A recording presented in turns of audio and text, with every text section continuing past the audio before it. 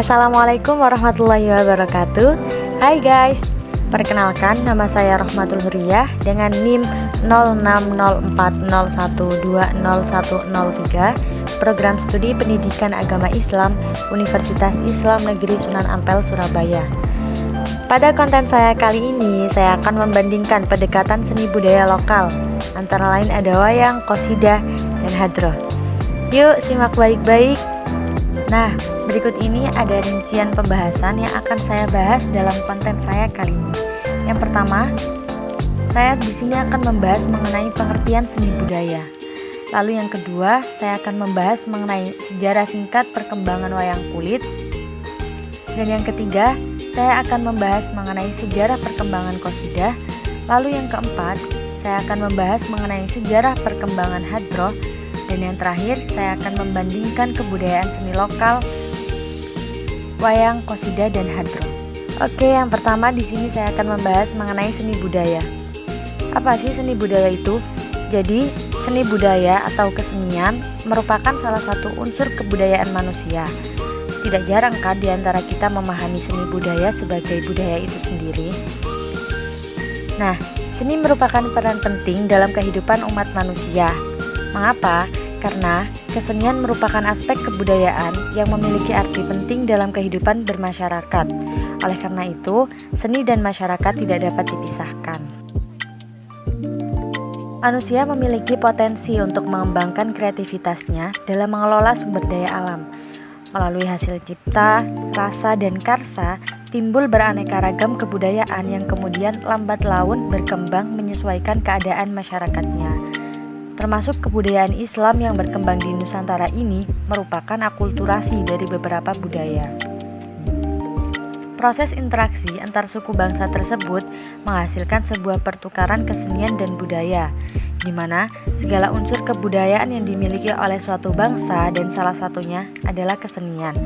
Salah satu kesenian yang mengalami akulturasi antar bangsa adalah kesenian budaya lokal seperti wayang, qasidah, dan hadroh. Baik, langsung saja, pembahasan selanjutnya mengenai sejarah singkat wayang kulit. Apakah kalian tahu wayang kulit merupakan sebuah kesenian tradisional rakyat Indonesia yang mampu bertahan dan dapat diakui eksistensinya melampaui lintas zaman dan benua? Jika menengok sejarah budaya Jawa, wayang kulit sudah berkembang sejak abad ke-15. Hingga saat ini masih banyak penggemarnya meskipun hanya dari kalangan tertentu. Nah, di sini ada periodisasi wayang apabila dilihat dari segi perkembangannya. Yang pertama ada periode prasejarah, lalu yang kedua ada periode Hindu-Buddha, dan yang ketiga ada periode Islam, lalu yang keempat ada periode kolonial, dan yang kelima ada periode pasca kemerdekaan. Oke, menginjak ke pembahasan selanjutnya ada sejarah perkembangan qasidah. Qasidah merupakan sebuah seni syair yang lirik dan baitnya sempurna. Sebuah syair disebut qasidah karena kesempurnaannya dan kesahihan wazannya. Karena pengungkapan tersebut menjadikannya sebagai hiburan, menghiasinya dengan kata-kata yang baik dan terpilih. Oleh karena itu, qasidah diungkapkan dari hatinya dan perasaannya, bukan hanya dari penalaran semata.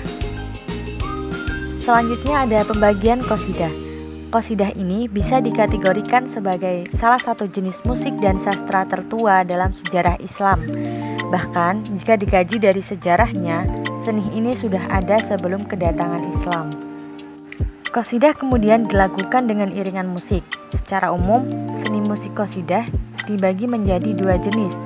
Yang pertama ada qasidah tradisional dan yang kedua ada qasidah modern. Qasidah tradisional adalah seni musik yang hanya mengenal alat musik rebana sebagai pengiring lagu. Sedangkan qasidah modern dalam pertunjukannya dilengkapi dengan alat-alat musik modern seperti gitar, biola, seruling, bass, dan lain sebagainya. Seiring dengan perkembangan agama Islam di Jawa pada khususnya dan Indonesia pada umumnya, maka musik rebana pun berkembang.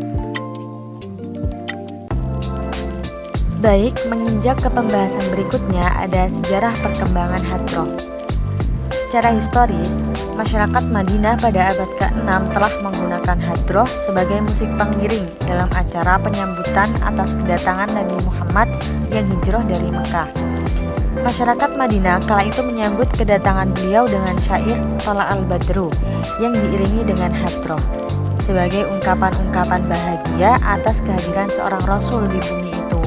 Kemudian hadroh digunakan sebagai sarana dakwah para penyebar dakwah. Oke, di sini saya akan membahas mengenai pengertian dari hadroh. Apa sih hadroh itu? Hadroh merupakan kesenian Islam yang di dalamnya berisi sholawat Nabi Muhammad SAW untuk menciarkan ajaran agama Islam.